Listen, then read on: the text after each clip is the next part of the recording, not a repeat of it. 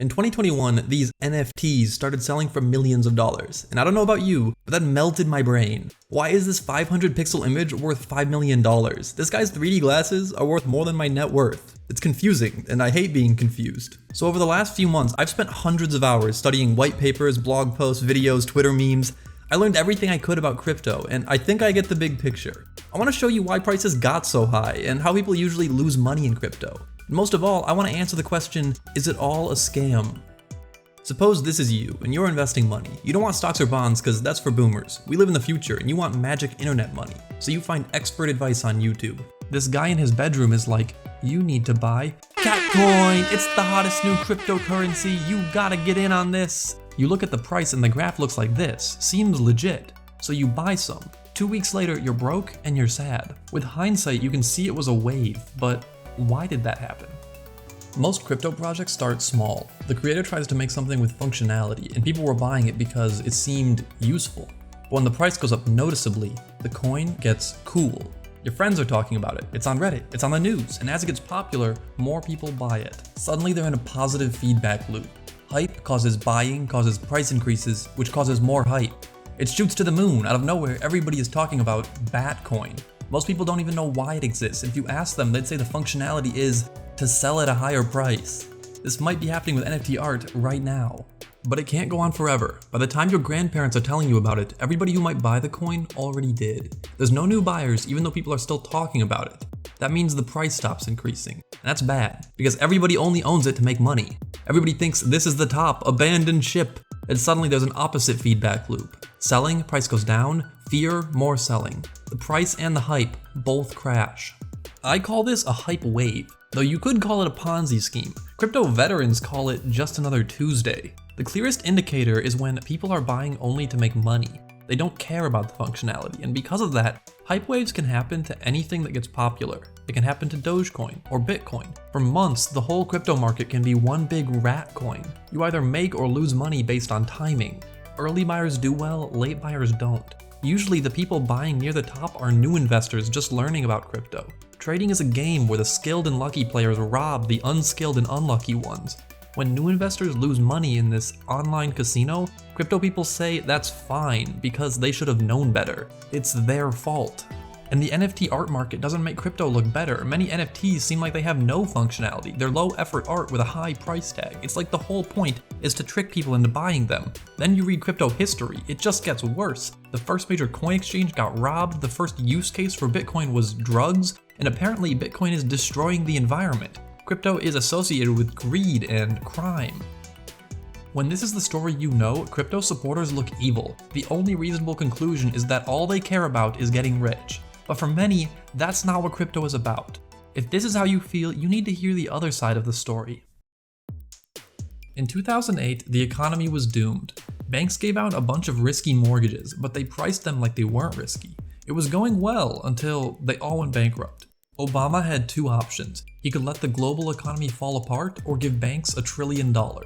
Imagine if every bank went bankrupt. Your savings are gone, your credit card is useless, even the McDonald's you work at is closed. 2008 was going to be the Great Depression 2, Turbo Edition. So Obama decided to pay the banks. Too big to fail means that banks are so important to society, the government can't let them fail, which is kinda true and sad. Why do taxpayers have to pay for their mistakes? Many people, including famous economists, felt like money shouldn't be run by the government. That's why Satoshi made Bitcoin. It's like a bank. All it does is keep track of balances and let us move money around.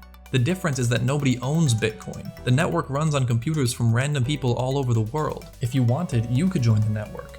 After the initial instructions were set up, nobody has control over it, so we call it decentralized. Bitcoin is supposed to help nations that have solid internet but don't have a solid currency. And in nations with strong banking already, it's an alternative currency that powerful people can't mass produce. The motivation is noble. As Bitcoin gained traction, people started saying, we need to go deeper. Governments, finance systems, tech companies, sometimes the small groups controlling them make decisions that benefit insiders at the expense of everyone else. A decentralized version wouldn't do that. 6 years after Bitcoin, Vitalik made Ethereum. It's like Bitcoin but nerdier. It still has money, but you can also put computer code on it. Just like how YouTube is a platform for making videos, Ethereum is a platform for making decentralized things. Today, there are thousands of things on it. Sure, some of them are sus NFT projects, but the most valuable things have real functionality. You can get loans using crypto as collateral, there's a coin exchange, and stablecoins are really popular. People are willing to pay fees to use these decentralized apps. They're more like businesses than scams. And like businesses, good ones are rare. Crypto is a laboratory and everything is an experiment. Most of them fail, but that doesn't mean they're scams. Maybe they're just shit investments. People are trying to decentralize everything and it doesn't make sense right now. There are costs and benefits to decentralization.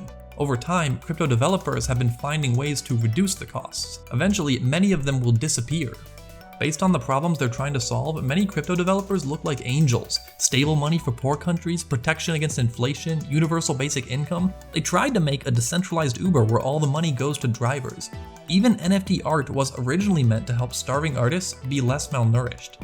That doesn't mean it worked. Most of these problems aren't solved and many solutions turned into casinos. But crypto is young, they're still trying. You can expect danger when you're exploring new terrain. For many, the goal is protecting small people from powerful elites everywhere they can. And if this is the story you know, crypto haters look dumb.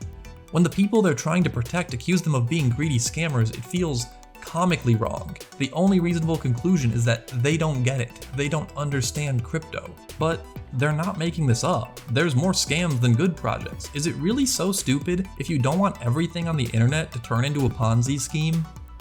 So which side is right?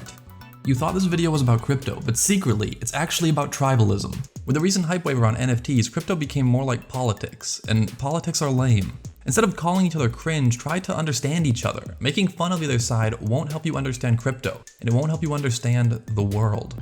You probably shouldn't even take a side. Like most things, it's not black and white. Crypto is huge, and the people are diverse. It has scams and real projects. It has selfish people and humanitarians.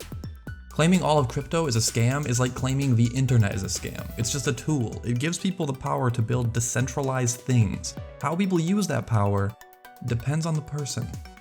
Cryptocurrencies aren't like stocks in public companies. For better or for worse, you're allowed to buy them way before they prove their worth. It makes them high risk and high reward. When somebody is extremely confident in a specific cryptocurrency, I would be skeptical. Nobody knows exactly what's going to last long term. Among the top 10 coins from 2015, only 2 of them are still there. And even if they have proven value, that doesn't mean they're safe. People might build a better version. It happens to businesses all the time. It's healthy to be skeptical about specific experiments, but with so many of them, you can be optimistic about crypto as a whole. The market's grown like 100x in the last 5 years, and it would be amazing if they even solved half the problems they're trying to solve. But I know, that's not exactly a trading strategy. General optimism doesn't tell you what to buy, so how do you get rich? There is one coin that's definitely going to be huge, and that coin is Bencoin, the hottest new cryptocurrency. You gotta get in on this. Oh my god, give me your fucking money.